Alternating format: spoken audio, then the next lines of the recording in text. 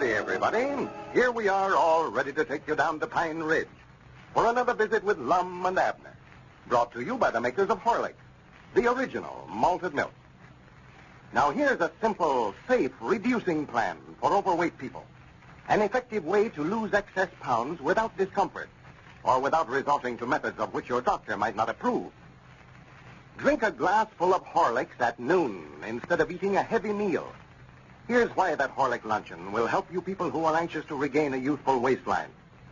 Horlicks, while it is nourishing, energy-giving, and sustaining, doesn't have the heavy meal's excess of calories. When you drink a glass full of Horlicks for luncheon instead of a heavier meal, you are reducing your caloric intake. And that, as you probably know, is the fundamental principle of losing weight. There's another thing about the Horlick luncheon, too. It's much easier to digest than is a heavy meal. And that's why Horlicks at noon will keep you alert later. Why it will not leave you feeling drowsy or listless. Try the Horlick luncheon tomorrow. You can get Horlicks malted milk, you know, in either natural or chocolate flavor at your druggist. And you can prepare a glass of Horlicks quickly and easily, either at home or at your work. Mix it with water alone. You don't need to add any flavoring or any raw milk to make a delicious and full-flavored glass full of Horlicks. And now, let's get ready for Lum and Abner. You know, the Pine Ridge Matrimonial Bureau has received hundreds of applications from women in search of a husband. A few days ago, not having any pictures of prospective husbands to send out, Lum conceived the idea of mailing out a few pictures of Abner. Well, evidently, Abner's pictures made quite a hit with the ladies. Among other letters, yesterday he received one from a Miss Hortense Kelly, who stated that she had fallen in love with him through his picture and was coming to Pine Ridge to pay him a visit soon. As we look in on the old fellows today, we find that they have moved their office back down to the store building formerly occupied by their Jot-'em-Down store. Abner seems very much worried over Miss Kelly's threatened visit. Listen. Well, now, Lum, you got me into this, and it's up to you to get me out of it. Well, Abner, I told you 100 times you ain't into nothing. Yes. Well, I'd like to know why I ain't. A woman coming down here wanting to marry me, and he already married. Oh, she ain't coming down here. She says she is, and that letter said it was a case of love at first sight, and for me to wait for her, that she's coming down here. Oh, yeah, I know. She's just more than likely having a little fun out of you. No, sir. No, sir. No, that woman is in love with me. I can tell the way she talked in that letter, or wrote in it. Well, if she was to come down here and got a good look at you, she'd more than likely catch the next train back home. I don't know, Lum. Women folks fall in love with me awful easy. I just wish sometimes that I weren't so handsome. Handsome? I know it'd get me in trouble sooner or later. It's these big blue eyes of mine that does it. You ain't getting stuck on yourself over them women folks writing to you. Well, no, but they can't all be wrong, Lum. One of them others said that she thought I had understanding eyes. Yeah, understanding eyes. What you said? She ain't got good sense. About I can tell that by reading her letter. Well, I don't know what to do about it. I'm just a good mind to write her a letter and tell her not to come. No, I wouldn't start writing her no letters now. You will get yourself involved showing up. Best thing to do is just ignore her. Well, I ought to write and tell her I'm already married. No, don't tell her that. You'll give the matrimonial bureau a black eye. If she finds out we're sending out pictures of a man that's already married, don't tell her what she'll think. Well, what do you think that Elizabeth's going to think when she finds it out? She'll about to give me 2 black eyes. Well, if she does come down here to see you, the thing to do is just not let Elizabeth know nothing about it. It's a good thing she's still down there in Texas visiting. Yeah, well, that won't help matters none, Lum. The first thing that Sister Simpson or some of these other gossips around here will do is sit right down and write her a letter and tell her about the whole business. And by the time Elizabeth hears about it, well, they'll have a truth stretch the fur out of shape, but there ain't no telling what they'll have her bleeding. You know how Sister Simpson exaggerates. Oh, well, Elizabeth will take your word again theirs. Well, if she does, she's changed a lot since she went down there, I'll say that. I just allowed a man's wife always believed her husband before they would anybody else. Yeah, well, of course you never have been married, or you never would make such a remark as that. You've just got it right square backwards. Elizabeth will believe anything bad about me that she hears, regardless of who tells it to her. Oh, you're just making a mountain out of a molehill. Huh? I say you're making a mountain out of a molehill. What I mean by that is... I know what you mean. You don't have to explain stuff to me. Well, that's the first time I ever knowed you to understand what I was talking about. Well, I don't know why you'd say that, special about me. Well, generally always when I quote one of them old lettered sayings of mine, I've got to stop and explain to you what I'm talking about. Huh. It's just like arguing with a stump on fire to get it through your thick head. Oh, well, no, I've heard that old saying all my life, huh? Of course, you never said it right, but I know what you're trying to say. I never said it right. No, you got it sort of mixed up there, Lum.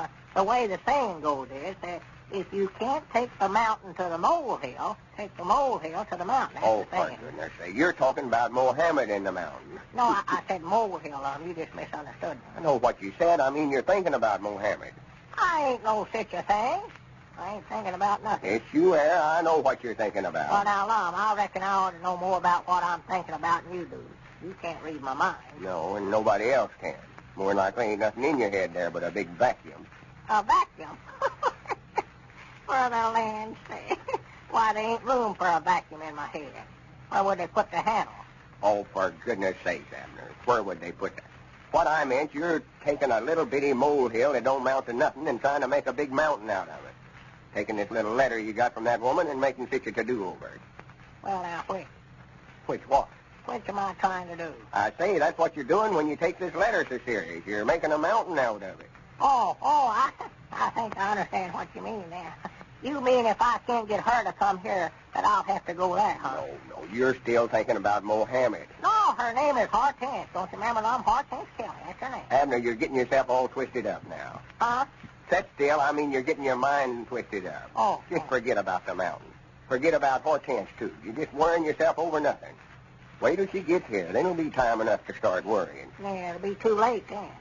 Now, Lum, you just got to study up some way to keep that woman away from here. I told you to quit thinking about it. Even if she does come again, she sees you, she'll know she's made a terrible mistake. Yeah, but I don't want her coming down here. I tell you, Lum, I'll spell trouble in. Well, Abner, you can't keep the woman from coming to Pine Ridge if she wants to. There ain't no log in coming down here. That's blamed if I don't believe you want her to come. Oh, I ain't particular about it. I would love to see if she's as pretty as her picture shows her to be. Picture? I ain't saw no picture of her. Well, I did. I'd forgot which one she was. But after you got that letter, you see, I got sort of curious to see what she looked like, so I got out the letter she sent us about herself when she made the application for a husband. Yeah. There's her picture there. Well, what you doing carrying it around your pocket that way? Oh, I did. Well, what difference does it make? Oh, she is a right smart of a looker, ain't she? Yeah, that's the prettiest one we've got yet. Oh, she is a dandy. She's red-headed, according to the description she sent in about herself. Wouldn't be surprised. 26-year-old. Well, She's an actress. is that right? Yeah, win a marathon dancing contest. Well, I do know, bless her heart. Stands 5'2" and weighs 112 pounds. Well, I'll swan to goodness. What's the matter with you? Yeah, I see now. Yeah.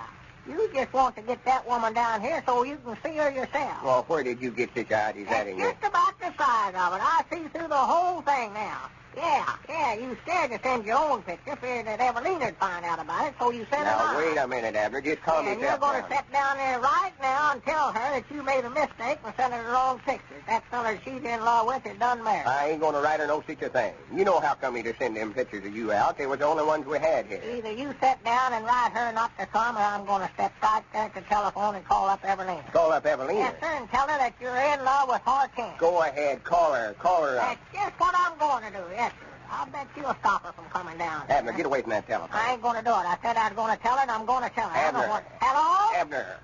Sister Oh, Simpson? my goodness. Is Evelina there? Abner, give me that receiver.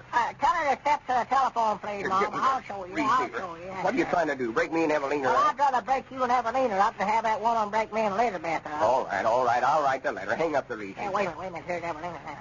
Hello? Here, give me that receiver. Hello, who is it? Who?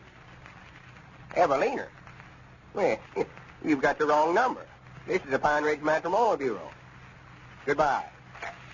Now, stay away from that telephone. Well, write that letter, Lum, and I'll be right back up there saying it again. Abner, this ain't nothing but out-and-out blackmail.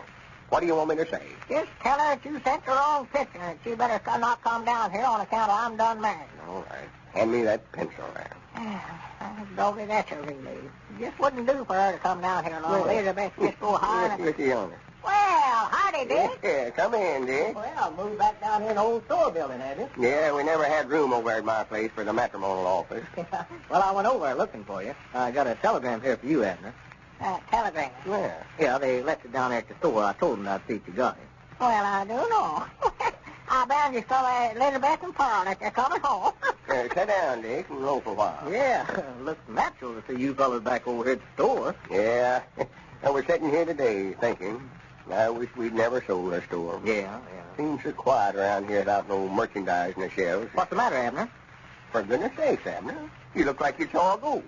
What's the matter? Must be something in that telegram, Lum. Nothing happened to your wife, has it, Abner? Mr. Abner Peabody, Pine Ridge. Darling, I will arrive tomorrow. Can hardly wait to see you. Love. Hortense. Well, it's too late now. Hortense is probably already on her way to Pine Ridge.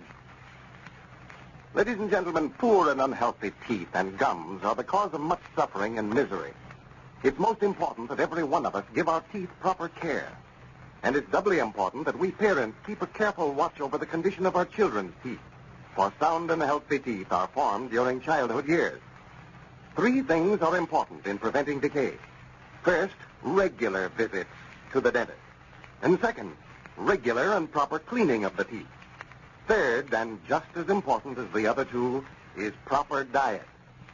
The teeth and gums, like other parts of the body, are made from the food that we eat. The same foods that build up healthy teeth will protect teeth against decay. Now, calcium, phosphorus, and the vitamins are elements that are responsible for the formation of healthy teeth. And Horlick's malted milk is an excellent source of all of these elements.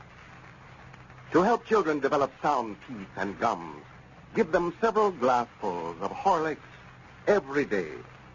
To do so is to spare your child much unhappiness in later years.